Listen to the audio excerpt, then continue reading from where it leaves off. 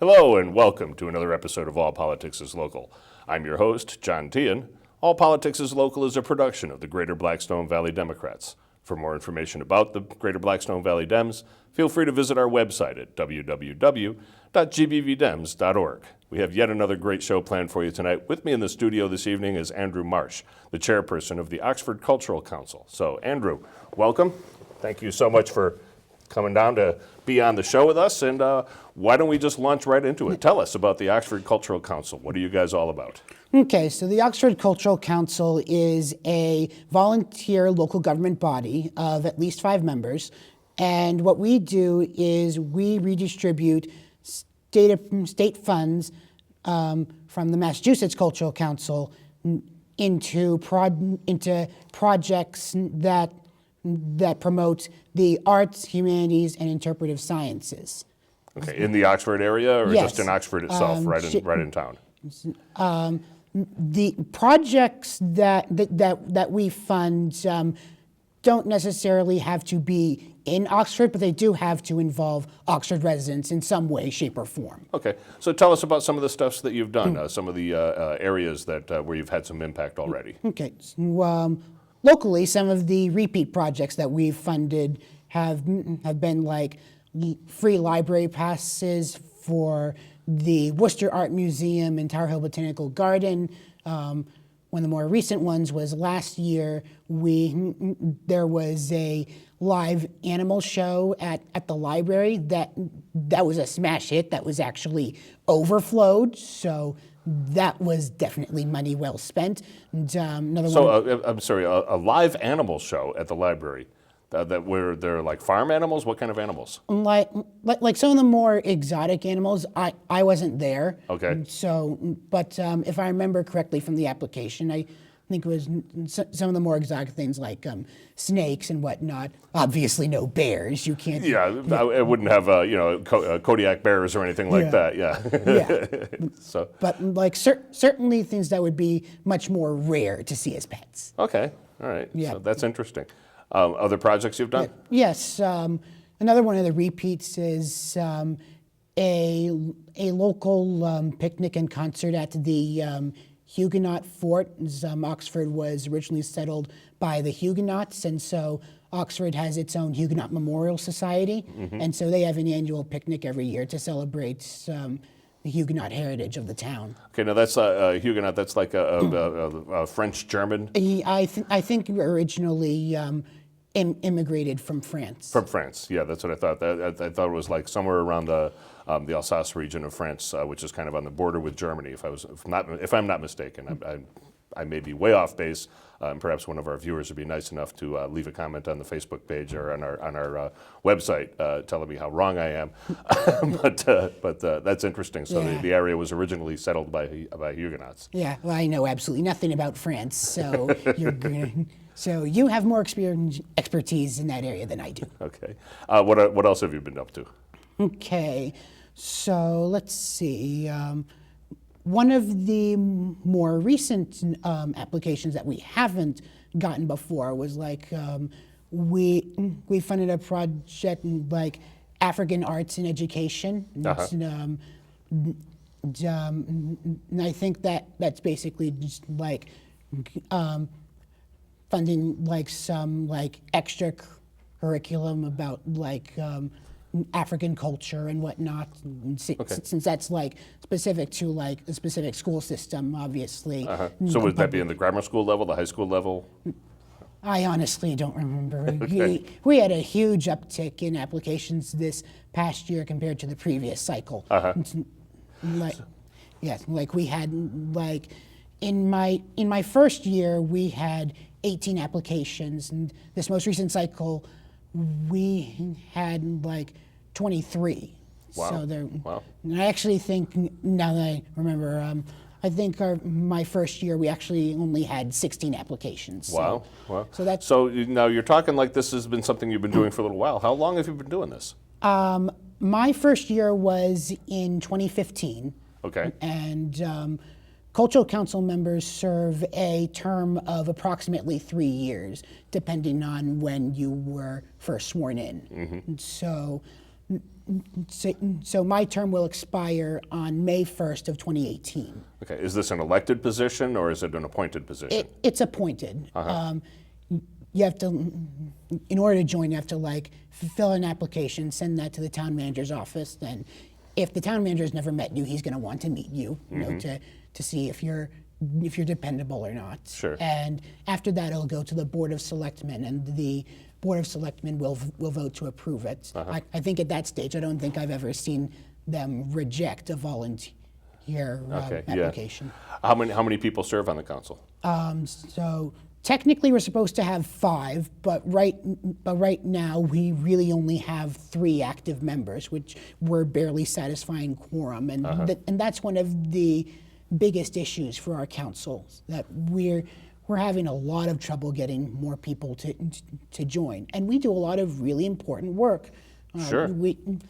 We're certainly not Worcester or Boston or Springfield. We don't have those kinds of big parades or celebrations or resources, or anything like that. yeah. But we still help to fund things that are really good for the town, help to make it unique. When we were talking earlier, we spoke about a little bit about museum passes. Tell me about the museum passes you've done for. Is this a program through the library? Does Oxford have its own public library? And Yeah, Oxford has its own public library, and so we fully fund, at least for this year, we fully fund the passes that one person can take out at a time for free admission to the Worcester Art Museum and the Tower Hill Botanical Garden. Okay. All right. There are other museums in Worcester too, as well. My daughter's boyfriend went to some kind of an armory. There's an armory up there that has all manner of medieval battle weaponry and armor and all that kind of stuff, as well as a lot of historical firearms and things like that. I don't know if that would be anything that you might be interested in seeing, if you can get a pass for that. But that was he went there. We took my daughter there, and they both said that it was really an eye-opening display. I don't know if that would be anything you might be interested in. I could certainly see if we could do a council originating project, and there are new rules about that. We're allowed to use up to 15% of our state allocated funds for council originating projects. Okay. And I could also see if that's something the library wants to offer first. Sure, if there's enough interest in town, Yeah. that's something that might be worthwhile. Yeah. But again, you really need to gauge it from the interest level. Yep. Yeah. Just out of curiosity, the armor you were talking about, is that like Higgins? That's what it is. Yes. Yeah. I think that actually may have shut down. Really? And I think a lot of their works were transferred to the Worcester Art Museum. Okay, that's interesting. I had no idea. That was the Higgins. I remember it now. When I think I drove them there and dropped them off for the day, and then came back and got them later on, or something along those lines. But I just thought that might be something of interest. So you mentioned your budget a little bit. How is your budget? How are you guys supported? We are supported by the Massachusetts Cultural Council. Their budget is around $14.1 million at this point, and so every town gets a certain allocation from the Massachusetts Cultural Council that is derived from the state local aid formula. Okay. I don't know all of the math. Yeah. That's not my job. Right, but there's some complex mathematics involved, I'm sure. Yeah, at that level, Oxford's appropriation is $6,500, and I believe Milford's is a little over $11,000. Okay. So there is a Milford Cultural Council. You're aware of Yeah. that. What kind of stuff do they do? Because I don't think we've ever really. I should probably reach out to them and see if they want to come on the show. Yeah, they've funded the. I don't know specific projects. I only know names. Some applicants include a local firefighters union, the Greater Milford Ballet Company, the Stacy Middle School Parent Teacher Organization, the Mendon 350th Anniversary Committee. Yep. There are others that I don't remember off the top of my head. But there is an active Milford Cultural Council. Yes. That's an eye opener for me. I wasn't aware that there was one, so that's great. I'm going to have to see if I can reach out to them, see if they want to come on the show, or at least have a conversation with them. I know that here in town we also have the Claflin Hill Symphony Orchestra, which I suppose would fall under the area of cultural. Yeah. But I don't know that they do anything with the CHSO. I don't remember off the top of my head if that was on the list of applicants that received funding from the Milford Cultural Council.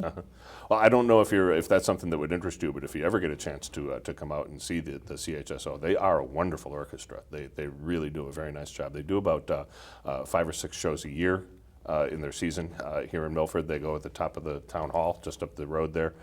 They do the top floor of town hall, and it's always a wonderful, wonderful show. I've been involved in local access cable for quite a while, and we usually televise the performances from the town hall. And I've actually had the privilege of doing camera work several times for those efforts. It's a blast. It's always a lot of fun. You try to get some nice close-ups on the harpist with the fingers going over the strings, and the violins, and all the my favorite was the timpani drums. I loved watching the guys playing the timpanis and all that kind of stuff. So really just a wonderful, wonderful orchestra. If you ever have a chance to see them, take advantage of it. Sounds like something my older sister and my niece would really enjoy. Sure, bring them and have a nice evening out in the town here in Milford. Go over to 89 after you're done and have a drink or something to eat, and it's a great organization. Paul Surapine is the conductor of the Claflin Hill Symphony Orchestra, and they just do a great job. So the Massachusetts Cultural Council, $14.1 million. That's quite a lot of money. Do you have any contact with legislators to try and get additional support and that kind of thing? Oh, absolutely. I have, this past cycle, I have emailed the state senator and 2 state representatives that represent Oxford. That would be Senator Ryan Fatman and Representatives Joe McKenna and Paul Frost. Their support was especially critical because in the past budget, in the past cycle, after the House and Senate agreed on a budget and sent it to the governor, when he was making his budget vetoes, he tried to veto $7.7 million from the Massachusetts Cultural Council's budget. That would be better than half of their budget he was trying to remove? Yes, which would have put it at its lowest level since I was born. Well, not to be insulting or anything, but from the looks of things, that was probably more recently than I was. But still, that's really incredible. Certainly, we need some funding for the arts in this country. Too many people, the story of the struggling artist, right? I mean, artists live for their art, and very often they don't get much reward during their lifetime. So, we do need to support the arts whenever we can. Absolutely. So that particular veto was overridden almost unanimously. It was unanimously in the Senate, and there were 2 representatives in the House who voted to sustain it. But as you know, 2 out of 160 is far short of the threshold to sustain a veto. So yes. That's great. That's great. I'm glad that came around. Now, we also talked a little bit about the National Endowment for the Arts, which is one of the areas from which the Massachusetts Cultural Council does get some of its funding. What are we doing with the NEA these days? Yep. So the Massachusetts Cultural Council gets a grant from the National Endowment for the Arts that right now is, I think, a little more than $900,000. It's obviously not the largest part of their budget, but it's still a chunk, and it's really important to keep that funding. It started as part of President Lyndon Johnson's Great Society initiation during the 60s. And so that provides a bit of funding for us. Now, there have been initial reports, and this is just speculation at this point, but there have been initial reports from the Hill that in their next budget blueprint, the incoming, or I shouldn't say incoming, the new Trump administration may try to completely axe the National Endowment for the Arts. And unfortunately, that's not new. President Reagan initially tried to do that in the 80s before he stepped back. And when Republicans gained control of the U.S. Congress in 1994, that was an idea Newt Gingrich tried to toy with. But now with Donald Trump in the White House and basically a Republican trifecta of government, we're seeing this maybe something that, at least in theory, is possible. It could be a possible scenario. Yep. And that would be very bad, particularly for the Oxford cultural area, because there was one point in the 1990s where we had a state appropriation of $10,000, and as chairman, I'm trying to slowly, over a period of years, get us back up to that point. And although the grant from the National Endowment for the Arts isn't the majority of our appropriation, it would be a setback to lose even a few hundred. Yeah, every little bit helps. Like you said, if the NEA is providing the Massachusetts Cultural Council with $900,000, well, $900,000 out of $14 million, a little quick, top of my head calculation, that's roughly 6 or 7% of the budget for the Massachusetts Cultural Council, which translates into 6 or 7% of your budget. If your budget is $6,500, you're looking around, around $700, $800 of your budget. It's a significant piece. Yeah. And certainly that's something that you want to preserve. And if you're trying to get back to $10,000, losing $600 or $700 is certainly going to be non-productive towards that goal. Absolutely. And so, like I said, this is basically speculative at this point. But we have our cultural council will have another meeting before May, and I'm going to try to get our other members to draft a couple of joint letters, one to our Congressman Jim McGovern and our Senators Ed Markey and Elizabeth Warren, urging them to oppose such efforts should they arise, and one to the Trump administration, urging them to either reverse course or not take that course of action, depending on if their budget blueprint comes out by that time. I'm not aware of this, and I don't know if you're aware of it either, but do you know which branch of the federal government would administer the NEA? Would that be Department of the Interior? It's kind of I wonder where it is and what cabinet level appointee you might also be able to get in touch with to see if we can get a little pressure put on that area as well. Do you have any idea? I don't know exactly what cabinet it would fall under. I know the National Endowment for the Arts has its own chairperson. I think her name is either Jane Chu or Judy Chu. Okay, yeah, I think I remember that name, but I'm not sure which. It's got to be something that's administered. Well, no, it doesn't. I suppose it doesn't have to be. I was thinking it has to be administered out of the executive branch, but it could just be funded directly by Congress. Yeah. Yeah. So, interesting. Okay, we've got about 9 minutes left on our program here tonight. What else would you like to talk about as far as maybe things that you've done in Oxford? Do you have you brought in any kind of maybe traveling shows or anything like that for the town?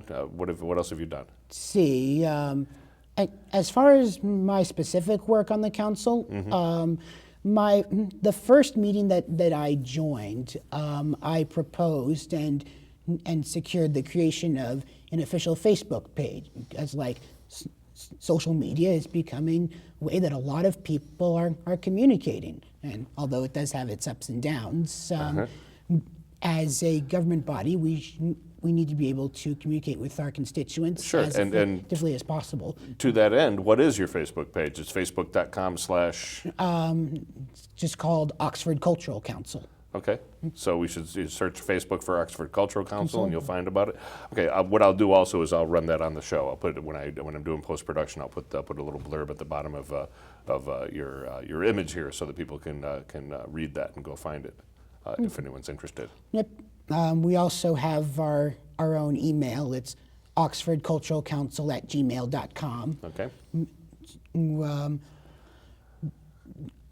Other than the creation of our official Facebook page, I also secured us having a 4th annual meeting, because in the past we've only met 3 times a year. Okay. And so for various things, I said, hey, let's have a 4th meeting. And lo and behold, I got that. Sure. So yeah, with only 3 members, it must be at least a little bit easier too. Yeah. I know that I ran a committee here in Milford where it was a 10-member committee, and maintaining a quorum was difficult with 10 members, because and we were meeting monthly too. Not everybody can attend every Yeah. month. I know the drill as far as that kind of stuff goes. So right now, you'd really like to put the call out to the Oxford residents to get involved. Absolutely. Right? That's really, democracy only works when we all participate, and that's one of my favorite things to see, is to see people participating and really working within their town to make a difference. And it sounds like you certainly are making a difference in the Oxford area. So, are there any other what other events or what other things have you sponsored in the years that you've been doing this? Let's see. This past year or last year, we did a community input survey for the first time in a while, because we're supposed to do that every 3 years, so that we're adequately representing our constituents and basically knowing what we should fund. Mm-hmm. And so we were supposed to do that every 3 years, but we hadn't done it since 2011, so we were a little behind. A little behind the 8 ball on that, yeah. So I basically created a survey on Google Drive, shared it on the Facebook page, and shared that on a Facebook group called the Oxford Residents Forum. Mm-hmm. And although we certainly didn't get a mountain of responses, we did get some. I don't remember exactly how many, but we did get some. And we were able to craft 3 main priorities for prioritizing how we fund our applications. And so what we decided would get priority over everything else were preserving and expanding arts education in schools, Mm-hmm. community-wide gatherings, and field trips. Good. Yep. And that was also the year that online applications started. We finally got online applications started. Oh, cool. Yep. And so at that point, every local cultural council had to decide whether to continue with paper applications or just go fully online. Mm-hmm. And that was another survey we put up, separate from the community input survey. Sure. And what we found was that the residents of Oxford overwhelmingly wanted to keep paper applications, although some that said yes said, I'm okay with phasing it out once we know all the bugs have been worked out. Mm-hmm. Yep, that makes sense. Yep. Yeah. Yep. So what kind of field trips? You mentioned field trips. You're sending kids from the local schools to various places. What kind of field trips are you doing? No, there was a Boston Museum of Science, Old Sturbridge Village, Southwick Zoo in Mendon. There might be 1 or 2 others, but I can't remember them on the top of my head. I know that Boston Museum of Science recently had Leonardo da Vinci exhibit going on. I didn't get a chance to go see it. I really wanted to. I've seen some things on Facebook from it. People have taken various videos and just images from the Leonardo exhibit, and it really looked wonderful. I think my mom actually attended with my sister quite a while ago. I'm not quite sure exactly when it was, but yeah, I love the Museum of Science. That's a great spot. I took my daughter there several times when she was younger, so always a fun time. Old Sturbridge Village too is great. We did that when I was a kid. My family came up to Old Sturbridge Village, and I really loved that place. That was a ball. So, anything else you'd like to talk about? We still have a couple of minutes left. Let's see.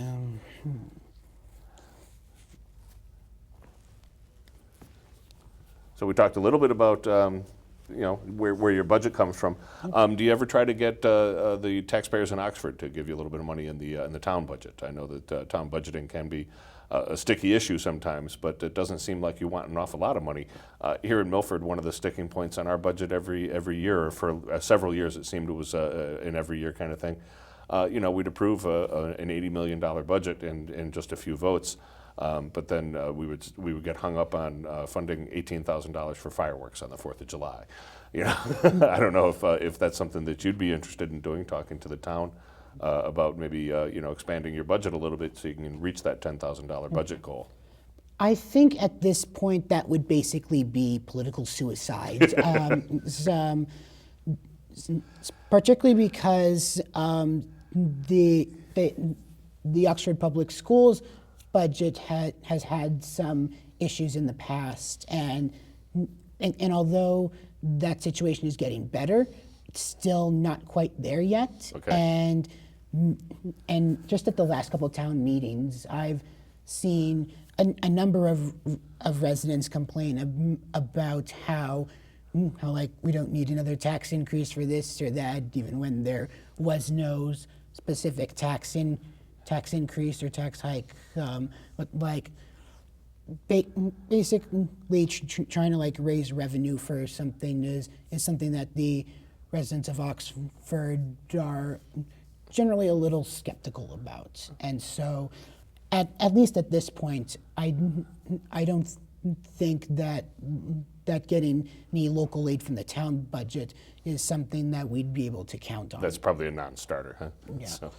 All right, well, we do have 1 minute left. I'm just going to do my closing here. Andrew, thank you so much for coming in to Beyond All Politics is Local. I really appreciate it, and keep on doing what you're doing. It sounds like you're doing a great job there in Oxford. So you've been watching All Politics is Local.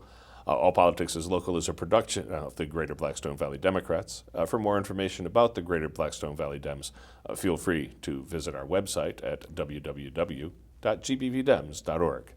Tonight's guest was Andrew Marsh, of the chairperson of the Oxford Cultural Council, and it sounds like they're doing a great job out there. And to my viewers, if anybody wants to put me in touch with the Milford Cultural Council, I would love to have a few words with them and see if anybody wants to come on the show and discuss what they've been up to here in the town of Milford. So thanks for tuning in, everybody, and good night.